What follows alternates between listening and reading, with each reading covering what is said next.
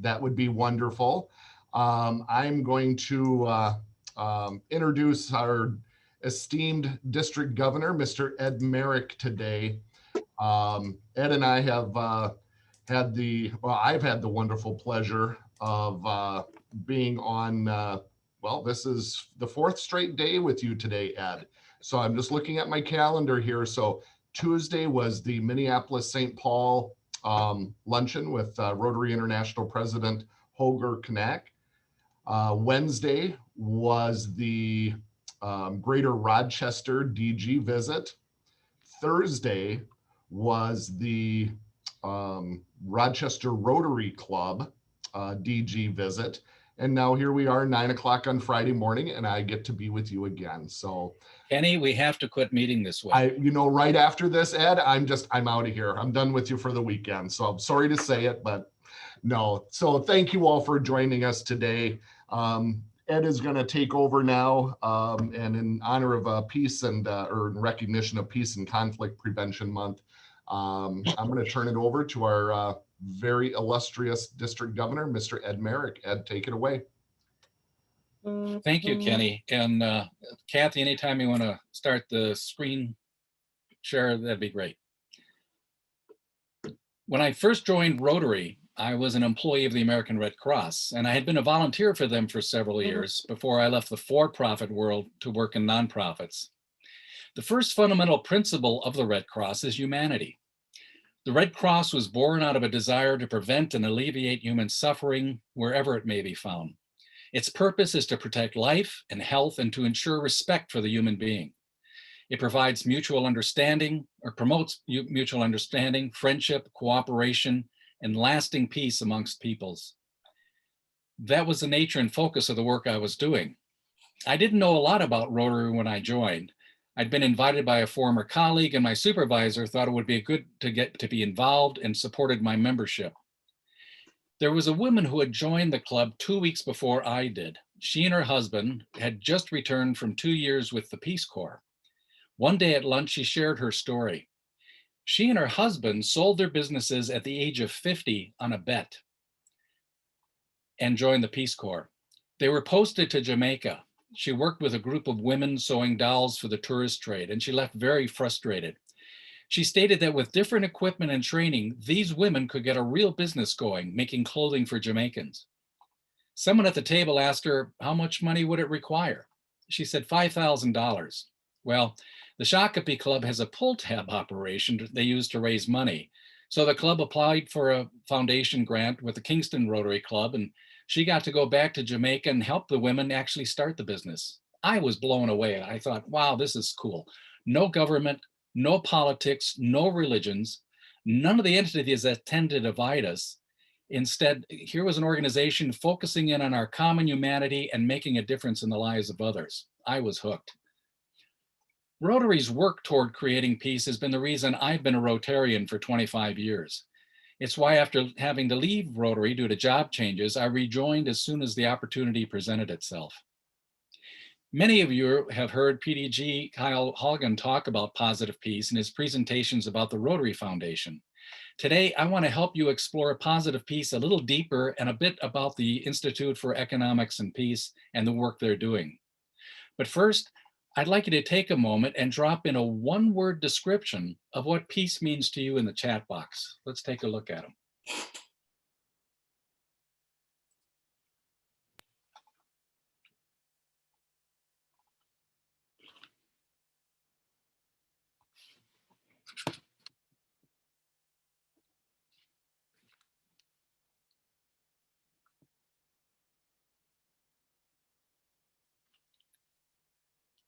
We've got a couple of votes for serenity, dignity, life-sustaining, equity, dignity, respect, calm,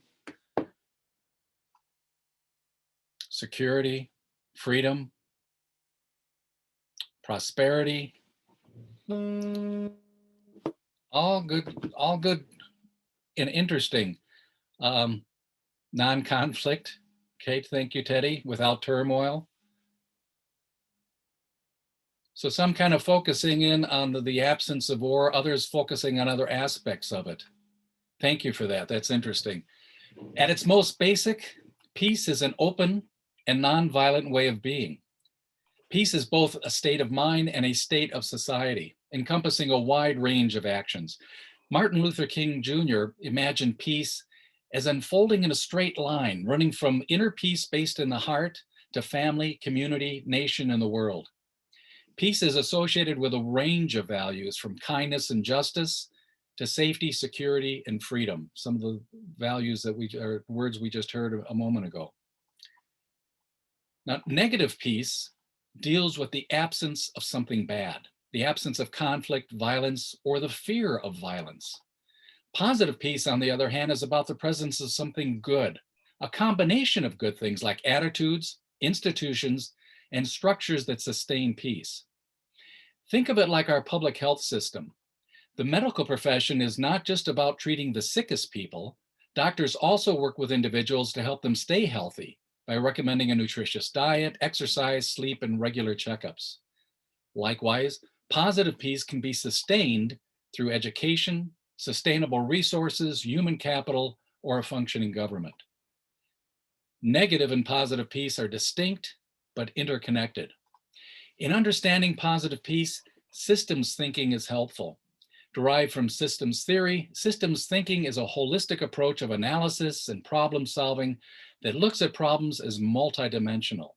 It requires us to think about the interrelated parts of the problem and how that system works over time and within the context of larger systems.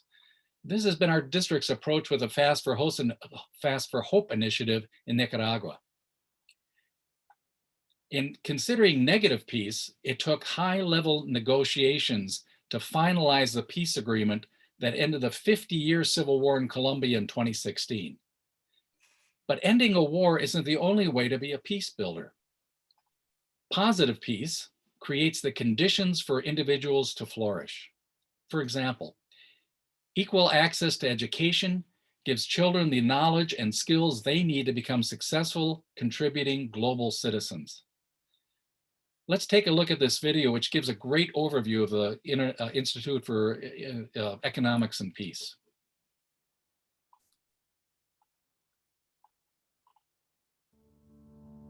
Peace. If you can't measure it, how can you understand it? How do you know whether your actions are helping or hindering you in achieving your goals? You don't if you can't measure it. Without measures of peace, how can you analyze it to understand what creates peace? That's why the Global Peace Index was developed. The Institute for Economics and Peace is an international think tank with offices in Sydney, New York, Mexico, and The Hague. We aim to create a paradigm shift in the way the world thinks about peace. We use data-driven research to show that peace is a positive, tangible, and achievable measure of human well-being. We do this by developing global and national indices, calculating the economic cost of violence, and understanding positive peace.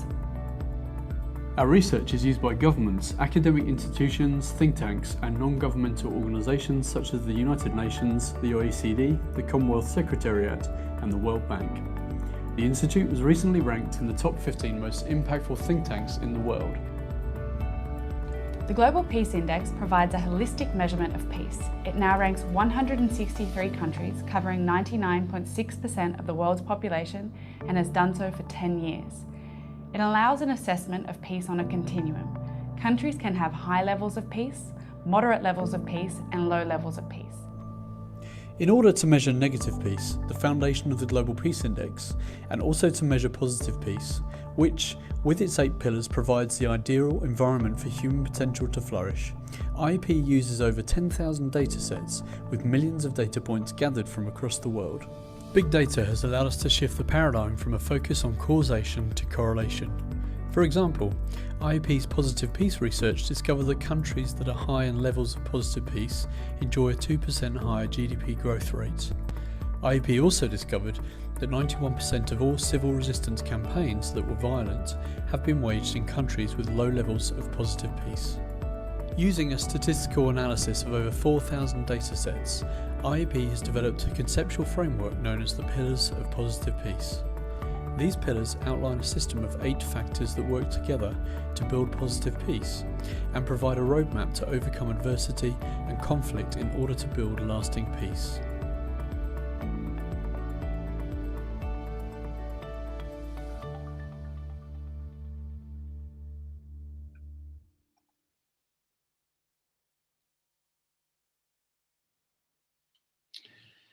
The IEP produces a variety of reports, and I would encourage you to visit their website to learn more.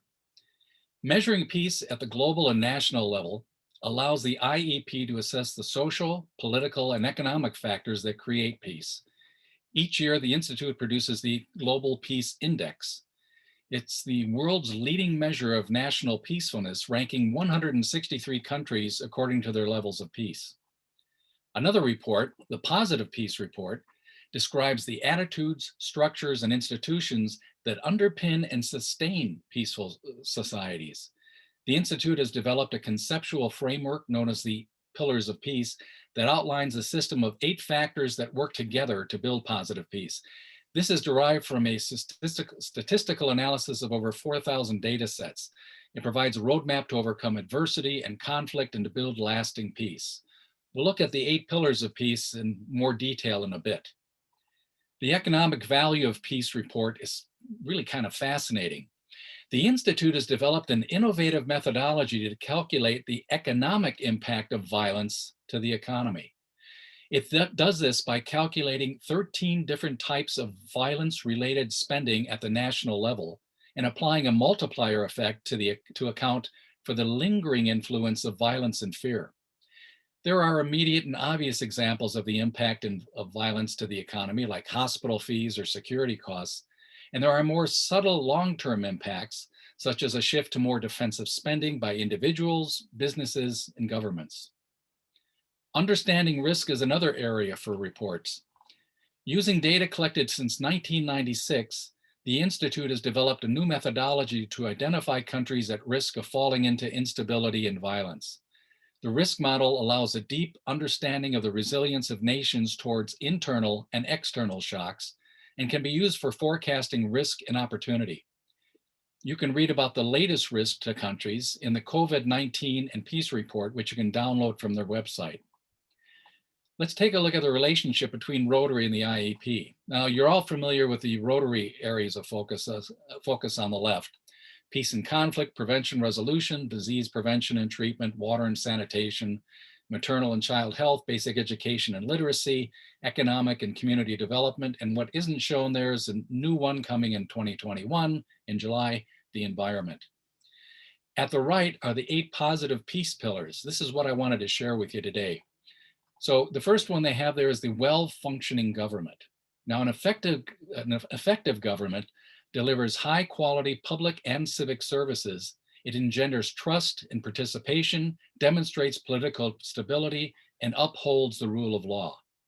The next one, sound business environment. Strong economic conditions, as well as the institutions that support the private sector, will promote business, competitiveness, and economic productivity, both associated with the most peaceful countries. Equitable distribution of resources. Peaceful countries tend to ensure equity in access to resources such as education and health, and to a lesser extent, equity in income distribution. Acceptance of the rights of others.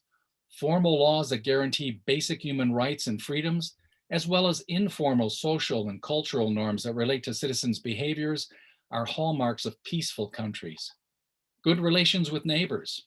Countries that have peaceful relations with other countries are more peaceful overall and tend to be more politically stable, have better functioning governments, and have lower levels of organized internal conflict. Free flow of information. A free and independent media disseminates information in a way that leads to greater knowledge among citizens and helps individuals, businesses, and governments make better decisions. High levels of human capital. A skilled and educated populace is an indicator of economic productivity, political participation, and social capital. And finally, lower levels of corruption. In societies with high levels of corruption, resources are inefficiently allocated, often leading to a lack of funding for essential services and leading to civil unrest. Low levels of corruption enhance confidence and trust in institutions. The pillars are used by the IEP to produce the Positive Peace Report and the Global Peace Index that we discussed earlier. You can see how our projects and given focus areas contribute to creating positive peace. For example, grants focused on economic and community development and basic education and literacy would support sound business environment, providing jobs and livelihoods, and ensuring an employee base that is trained and competent. Grants in the areas of economic and community development, basic education and literacy, water and sanitation, maternal and child health, disease prevention and treatment would all support equitable distribution of resources, ensuring citizens have access to education, health resources, and a means to support themselves and their families. You know, as I learned more about this organization and their approach, I began to understand why peace has been so elusive in the world. There are a lot of factors that need to come together to create and sustain it. I hope this gives you a better understanding of the path to creating lasting change and peace in the world and our role in this effort as Rotarians. Here's how you can get involved. I would encourage you to sign up for the Positive Peace Academy and learn more about positive peace and the IEP. I'll put the link in the chat box in a moment. You can also when you meet with your project partners, to talk about how your initiatives, or let me start over again. Meet with your current project partners to talk about how your initiatives connect with the pillars of positive peace. As you develop projects, think about and be intentional on how it connects to the pillars. And look for new ways of investing in positive peace in your own community. Sponsor a Rotary Peace Fellow or raise funds to support special workshops on positive peace for Peace Fellows. The application deadline to the district for Rotary Peace Fellows is May 15th, and I'll put the link for information on that in the chat as well. Thanks for your time and attention, and let's open it up for questions and any comments folks may have. Thank you very much, Ed. This is Kenny back with you. If you have a question, please either, if you can, raise your hand in the participant box. I don't have all of you on my screen here, so if you raise your hand, you may have it raised for quite some time before I see you.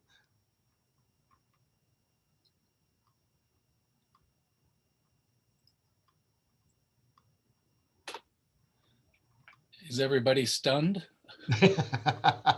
And Ed did put the link in the chat box. I'm not seeing any hands raising. Does anybody just want to shout out a question? Unmute yourself and shout it out. You do have a few hands, so I'm going to start adding up spotlights here. Oh, perfect. Thank you. Let's Paul Hofslein. Thanks, Kenny. Ed, that chart you had with the countries which showed their level of peace, my question was, who puts that out, and do we know what criteria they're using? Because some of those countries surprise me. That's the IEP. I would encourage you to get the Peace Index, visiting the website, and if you go to the one for the Peace Academy, sign up there. That'll link you to their website, and you can download the report yourself and take a look at it. And it rates, like they said, 163 different countries on where they fall in. And I think you'd be kind of surprised to see where we fall here in the U.S. We've got a ways to go on some of these issues ourselves. But they're the ones that come up with that map and really have, do the research, collecting the data and putting it together to create these reports. Thank you very much for that question, Paul. Let's next go with our district governor nominee designate, Patricia McLeese, and then our past district governor, Newell Krogman, after Patricia. Patricia. Good morning. I was interested in how we can use this positive piece, linking it to the programs that we do. Have we actually looked at the positive peace index and then looked at the areas of focus so that we can, as a district, focus even more on developing positive peace? I mean, how are we going to make it more real in the district?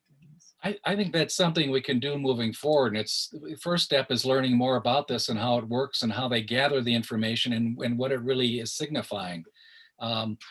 The relationship with the IEP with Rotary is fairly new. It just came about in 2017. So we're still, like a lot of things, it takes a while to kind of get integrated with what we're doing and taking a look at, which is why I would encourage everyone to go to the Rotary Peace Academy and go through the information there.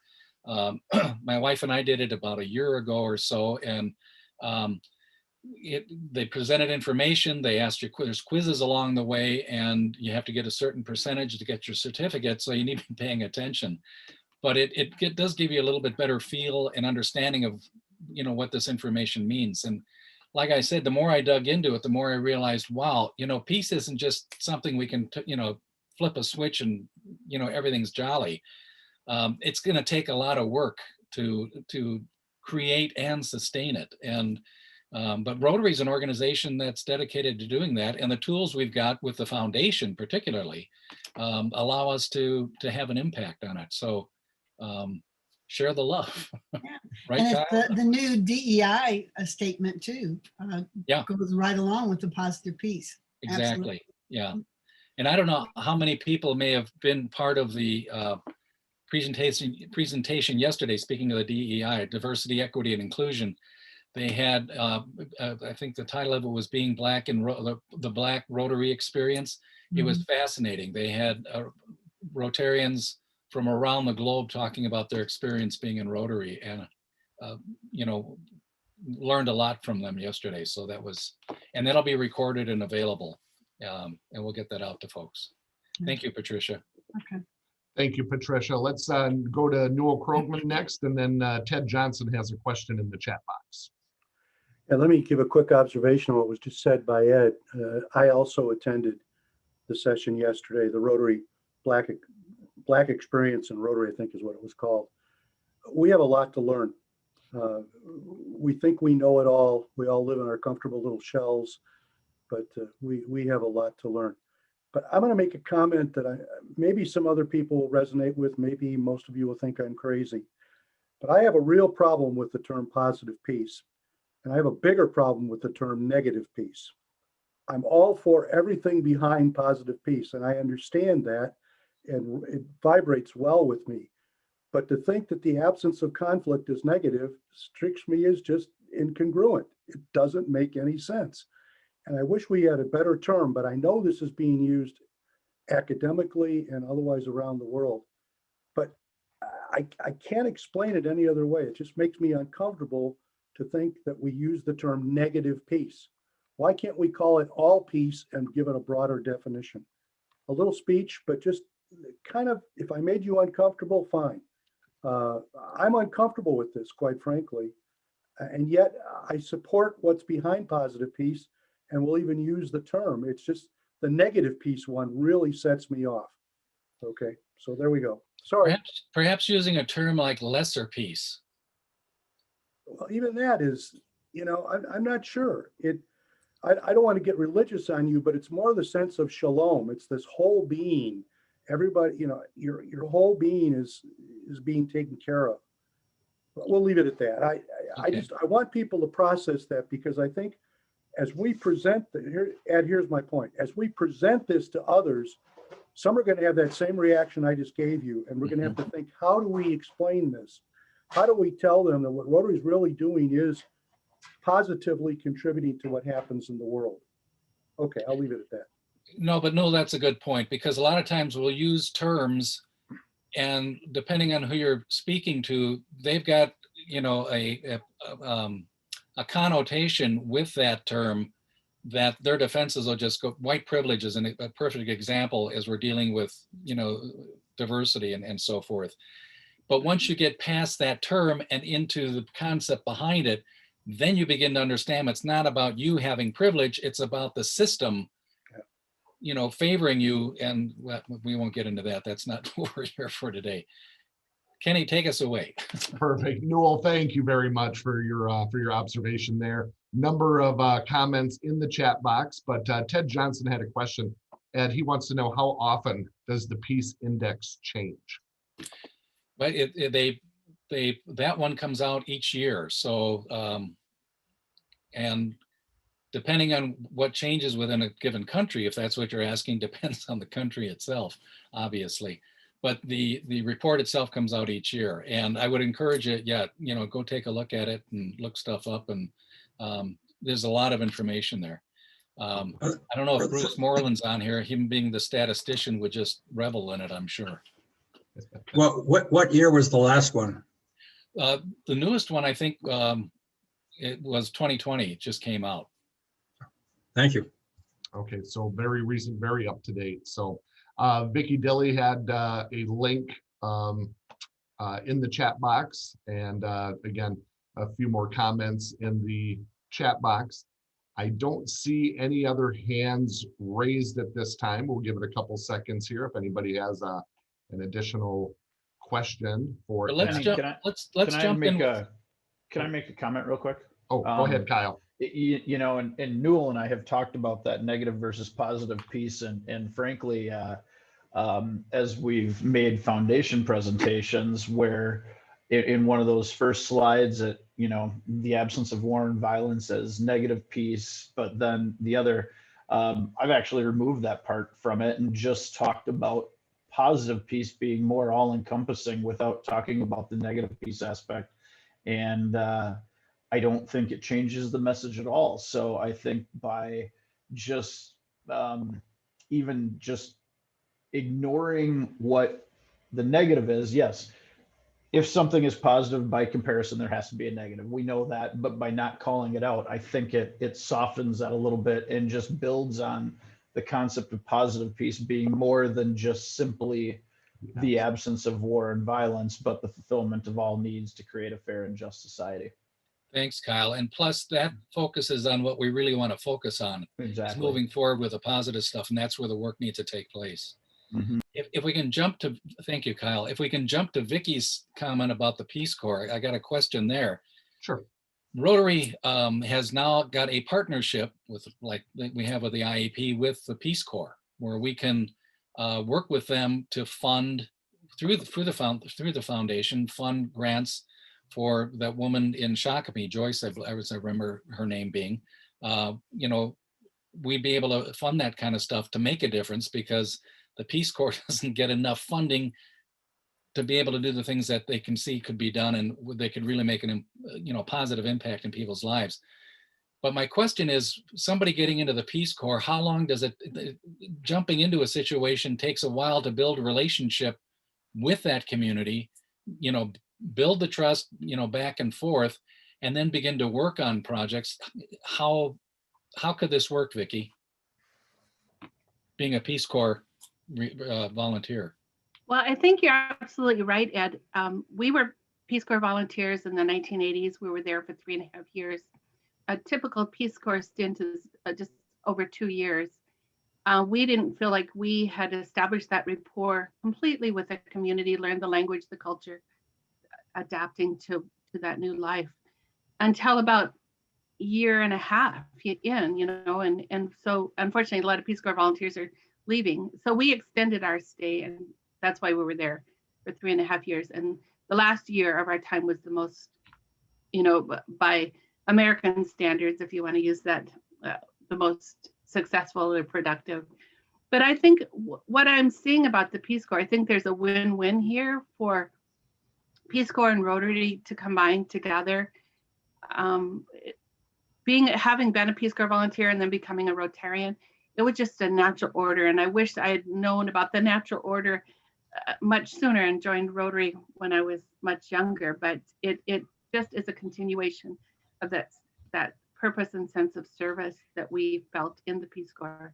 But this partnership is beautiful because it is allowing, well, for one, it's hopefully, I think we could do more on this, drawing more returned Peace Corps volunteers to become Rotarians if they didn't know about that already. So I think that, you know, a returned Peace Corps volunteer becoming a Rotarian is just a match. And then, so for us to partner with the Peace Corps recruiting offices and finding out where those Peace Corps volunteers are that need that $500, sometimes it's not even the $5,000, it's the $500 that you need a little bit of cement or something to start a project. I think we could do more of that, and the Peace Corps volunteer is your conduit to that community and their living. And I think the Peace Corps model is much like what we have done with Fast for Hope, in that you build your relationship within the community, and then you start the development. You don't come in with the project that you're telling them they're going to do. and in working with a foundation, the beauty of it, you've got, boots on the ground there in that country. So the needs assessment is coming out of the needs of the community. It's not something we back here in the States is going, hey, I think this would be a great idea for them, but it's coming out of the community itself. But, I like the concept because the stumbling point for me in this is once we learn about something, then it has to get into the queue for grants and get approved. And there's, and the stewardship is takes a lot of time, but it's necessary so that we make sure the money is being spent in a good way. But recruiting returning Peace Corps volunteers who could then get a project going, even though they're out of the Peace Corps, but back into that community where they got those relationships built, makes a lot of sense to me. So I think that's probably the best way moving forward to work on this thing to make it the most effective. Thank you. Good morning, Ed. Can you hear me? Yes.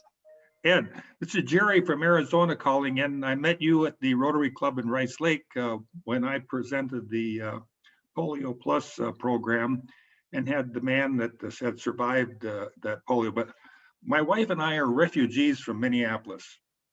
We're farming now and living in Arizona in the winter.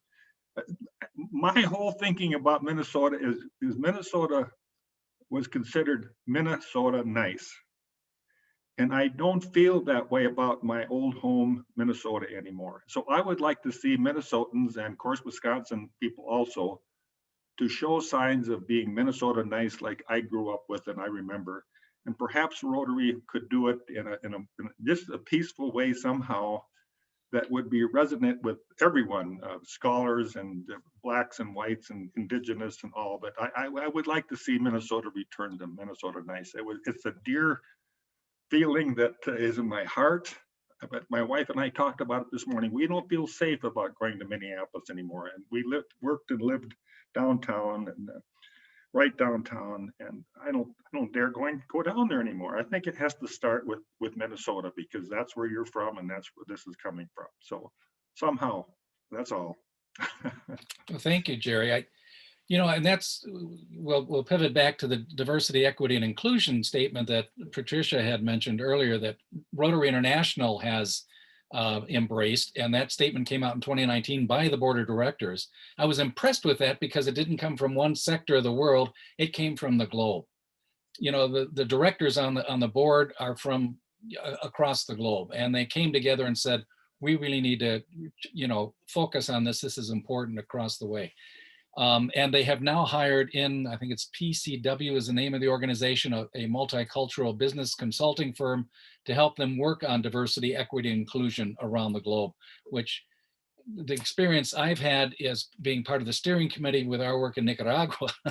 I just hats off to them because that's going to be some tremendous work. I remember with Nicaragua, when we were trying to come up with a vision statement, the difficulties we ran into with working with two different cultures and two different languages, a word would get translated and it would just get in the nuances of that word. Once it's got translated, it would just blow the whole thing up. And it took us a while just to agree on a statement that we could both feel comfortable with in both languages.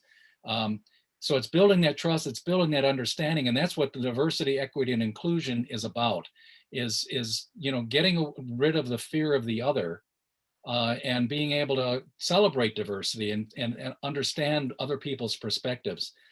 We've got a DEI team, and I think that's where it needs to start, Jerry, is, it needs to start within each of us. We each have to do our own work on it, and it's our problem, individually and collectively, to make this whole thing work and to be open and honest and willing to bridge those kinds of divides. And it's going to take work, and it's not going to be changed in a day.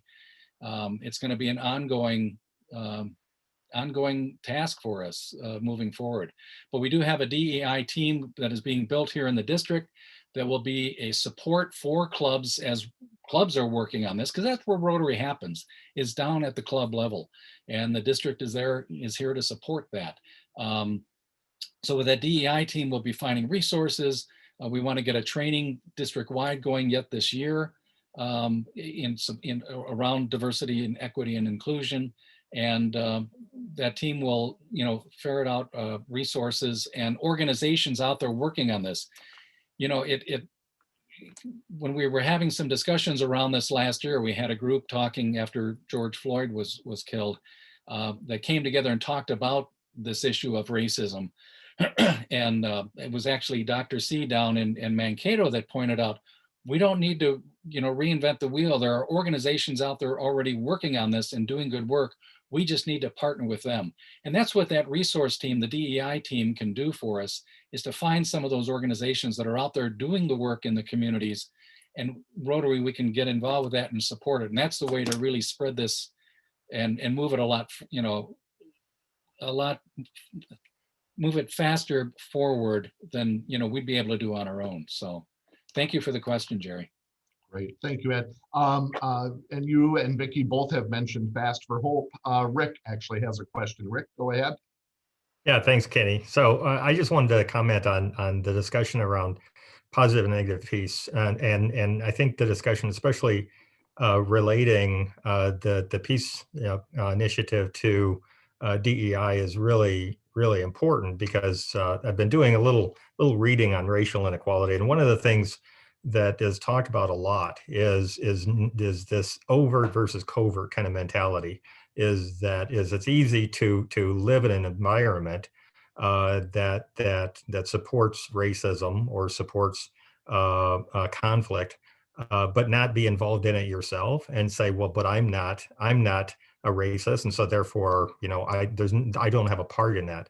And I think what you're getting at in these correlations in the peace initiative is very much the same thing that is talked about in racial equality, is that it's everybody's job to recognize what the system and what the underlying factors are, and to refuse, which is the active part. So I personally wouldn't have a problem, you know, if somebody doesn't like the negative connotation, but active peace does take effort. Active peace, you know, there is activity, just like active non-racism is active. It's active for all of us. We can't be passive in a racist society and say it's not my problem, nor can we be passive in societies where there's lack of conflict, but say it's not my issue to address the sources of conflict in order to drive this concept of peace. And so I think they're very much aligned, and I think it's how, you know, all of us get involved and drive that activity,